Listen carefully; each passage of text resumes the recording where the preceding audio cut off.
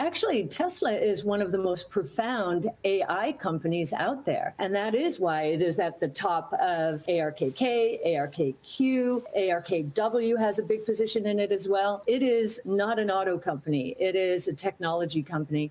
And autonomous taxi platforms, we believe, are the biggest opportunity in the next 5 to 10 years out there around artificial intelligence. So just to give you a sense of that, Tesla right now, its gross margins are in the 25% range. That's electric vehicles. We think they're going up from there. But autonomous is a SaaS model. Those autonomous taxi platforms, and we think Tesla's in the pole position to be the platform, the primary platform in the United States, those gross margins will be in the 80% range. So we believe that our target price for Tesla, at least the published one right now, is in the $1,500 to $1,600 range. Wow. From roughly $200 today. In the next 5, we have a 5-year investment time horizon.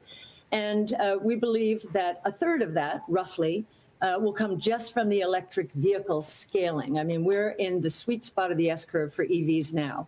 The rest of it will come from AI. And we think, those looking for killer apps, that's probably the biggest killer app out there globally.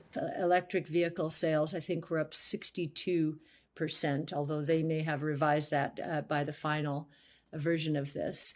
And we go into the Wright's Law and how it's impacting batteries and drivetrains. And, we show that EVs have hit price parity with gas-powered vehicles, and now they're about to go into another accelerated decline in price as gas-powered vehicles just will not be able to compete. So we do think that gas-powered vehicles are serious risk here. And we get into autonomous ride-hail, and we believe that Tesla's in the pole position there, certainly in the United States. But we also highlight once again how global oil demand is at risk because of electric and autonomous. And we would not be surprised by the year 2035 to see oil demand down 30% from where it is today. And even by 2030, by 5% or 5 million barrels per day lower than it is today.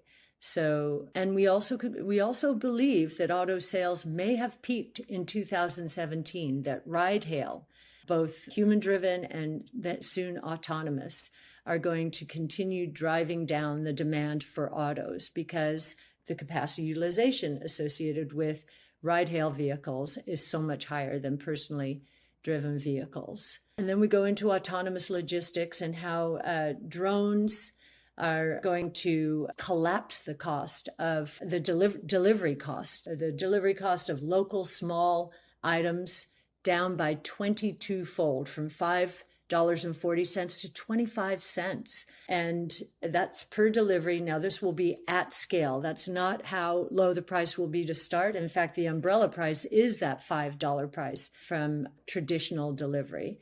But over time, competition will drive that price down to 25 cents. A couple of things are going on. Many of these technology companies had to gear up to handle COVID. And they did. They did a beautiful job. I mean, Zoom, what it did going from 20 million users to 200 million users in a year to 18 months, the technology to accommodate that, being able to do that was probably one of the greatest technology feats we've seen in quite some time. And of course, now we're seeing the opportunity with AI for productivity gains. That's one of the primary opportunities associated with AI for traditional companies. And so we think companies need to increase their productivity, and maybe they went a little bit too far hiring as they were trying to address all the needs that COVID presented. So we don't think this is the technology sector, in some kind of disarray or sunsetting in some way. Quite the opposite. We think they're harnessing new AI tools and other technologies to increase productivity and provide new products and services. We have launched in partnership with Titan, the ARK Venture Fund. Titan is it's a social distribution app, again, stirring up a little bit of change in the VC world For a minimum of $500, an individual can have access to some of the most, what we believe are the most important emerging companies in the world. You can find them in our ARK Venture Fund, both on our site at ARK-Funds and on Titan, of course. And so $500 minimum, quarterly liquidity up to 5% NAV. For the first time, individuals are going to have access to opportunities that were limited to accredited investors, those with certain income and asset thresholds that many people can't meet. And so we want to democratize, offer up some of these great ideas to everyone. So we're excited about it. We're excited about our partnership with Titan. And we think we're doing a real service. You know, this is really the American way, I would say. And then the other thing we're doing is we've launched in partnership with Eaglebrook 2 SMAs, one a cryptocurrency SMA, separately managed account, and another a crypto asset, because we believe this new asset class is going to be incredibly important in terms of transforming the world, but also diversifying portfolios. As I mentioned, I think the bond market is seeing something a little different from what the Fed and maybe what we're seeing from food prices and so forth.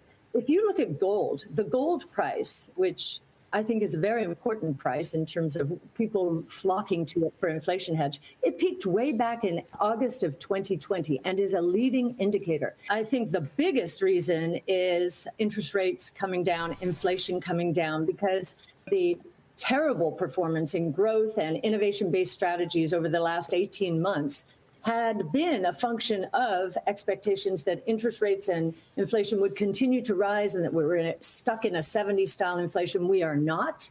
I think the bond market is beginning to lead the Fed.